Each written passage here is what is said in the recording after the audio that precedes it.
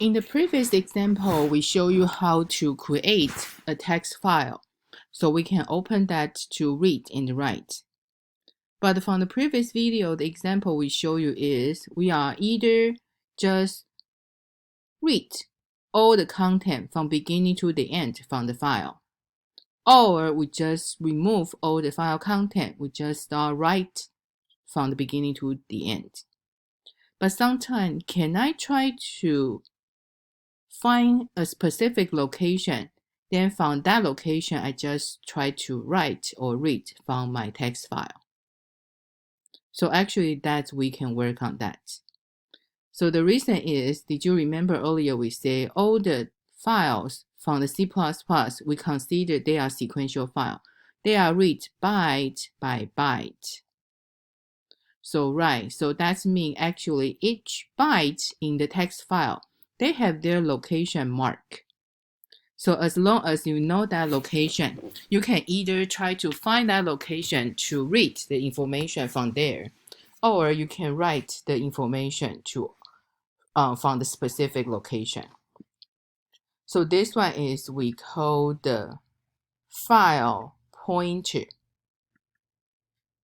So you have your file position pointer. So this file position pointer, of course, the unit is byte.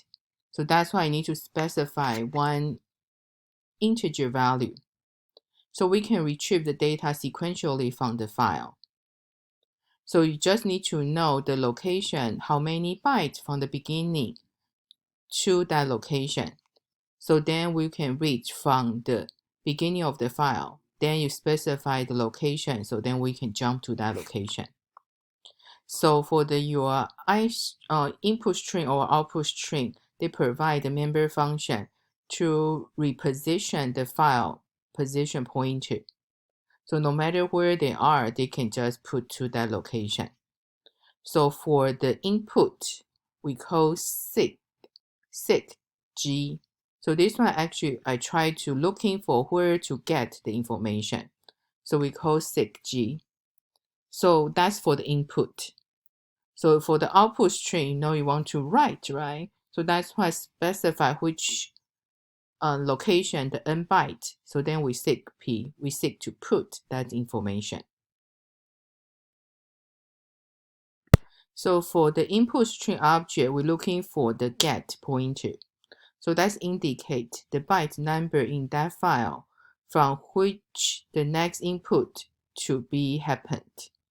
So each output string, they have a put pointer. So that's earlier we talked about. So for example, you see, if you have an input string called incline file, if you call the seek get, so that means you will put the 0. So that means you reposition the file position pointer. The 0 means to the beginning, because the beginning, the location is 0.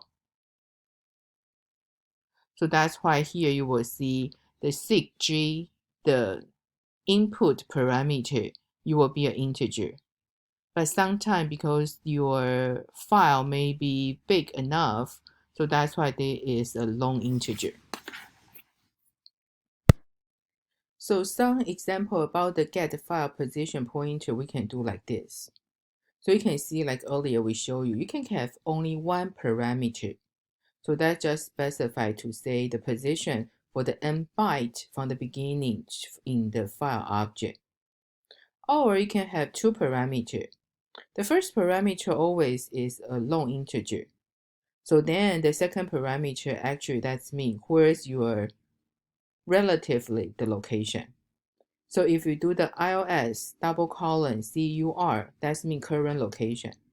So from your current get pointer location, you can moving forward for n byte. So that's from there, they will add the new value or read the new value. Or you can do is ILS end. So since you are end, right? So that means you will back from the end for n byte. Or you can just have the end 0. So for those constant number, you have ILS begin. That means beginning. That means default. So then you have current, you have end. So after you understand how to set your get pointer location in the input string, so our next example, we will do a case study. We will do the credit inquiry program. So this example is like earlier we say, we have that file information, right? But sometimes I just want to see, I have 7 clients. I want to show all the clients, their balance is 0. So just show me white. Or the balance all positive. So that's why you see we have 100, 200, 300, and 700. Or you want to have negative balance. So on the other hand, your user menu will be look like this. Okay, so we do the query. So you want to list the account for the 0 balance or credit balance or debit, or just end of the program. So that's why here we show the white like this. So how you will show the white 0. On the other hand, every time when we do the each sub program, they have to read the information from the beginning to the end. So that's why when they see that 0, oh, I know I need to print this one. So on the other hand, for different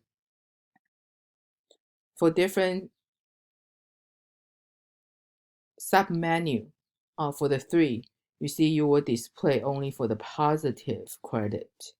So no matter which one, every time when I go to the sub-menu to restart, I need to go back to the file, to the beginning. So that's how we can do the seek G, so we put a 0, so I can go back to the beginning. So then when I read one by one, I will decide how we will print. So that's the example 3 we will show you.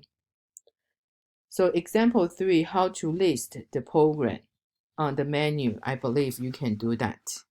So I just want to show you, for example, when we go to each sub-menu, how can we go back to the beginning and how we will find the correct information to print.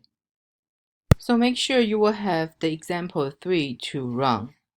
So this example, we were using the clients.txt file we create earlier from the previous 2 examples. So I will focus on how we will do the file input and read the result. So you will see here the same thing like earlier we say, we have the 0 balance, credit balance, and the debit balance. So there we will have an enum for our request type. So that's easier for user to remember. So then of course we will have our menu display.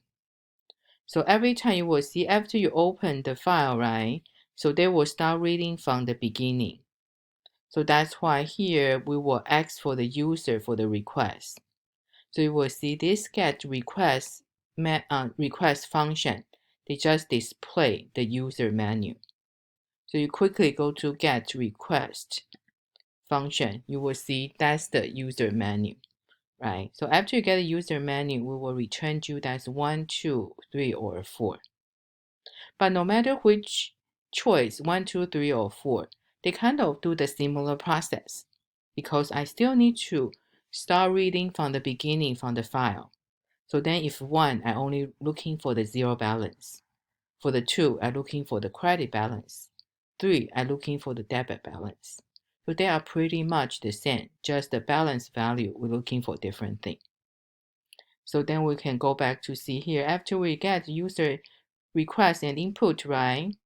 So that's why you see, after I get the user input, so then as long as they are not end, I have different choice. So I just see, for example, we will do the 0 balance. So we will read the account with the 0 balance. So then afterward, of course, that's start reading. So when you read the file, right, so you see here earlier we create the if string object. So then we create the account is integer, name is string, balance is the double number. So you just read line by line. So you read the first line, right? Okay, good. So then since you need to read line by line, So we need to have a while loop. So then this while loop condition is what?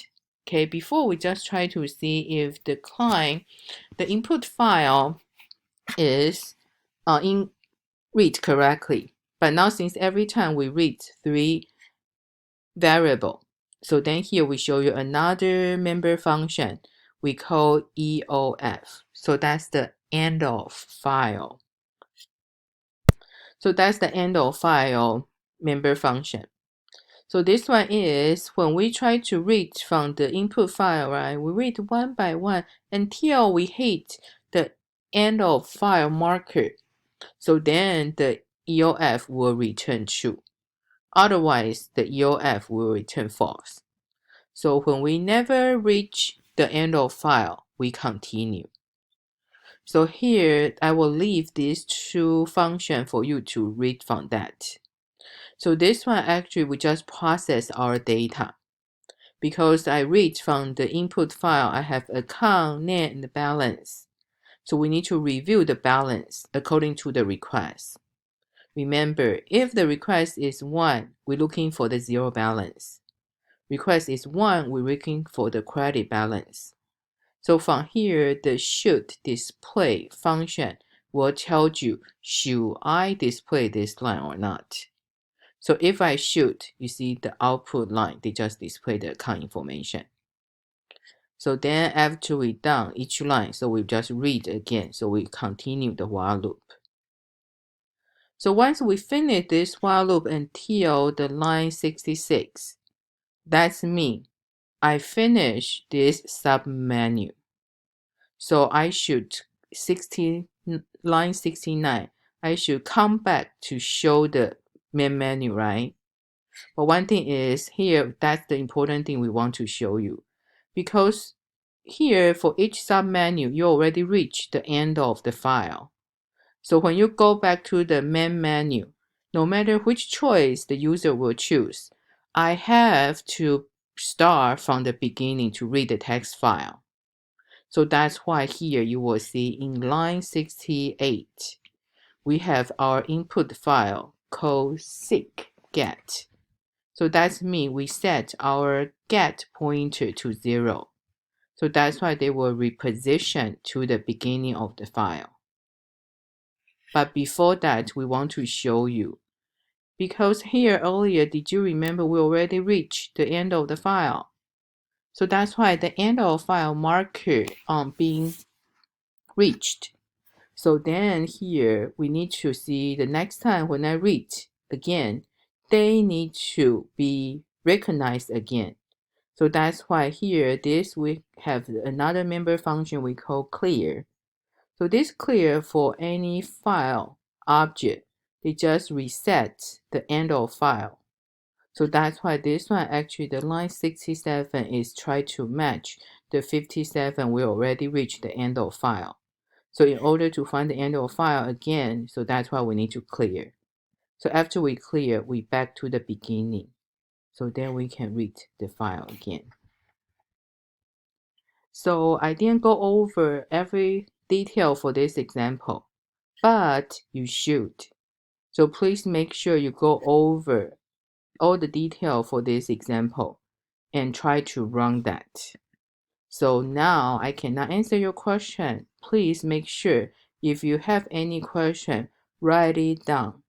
So you can either post on your discussion or during our Zoom meeting, we will have that go over.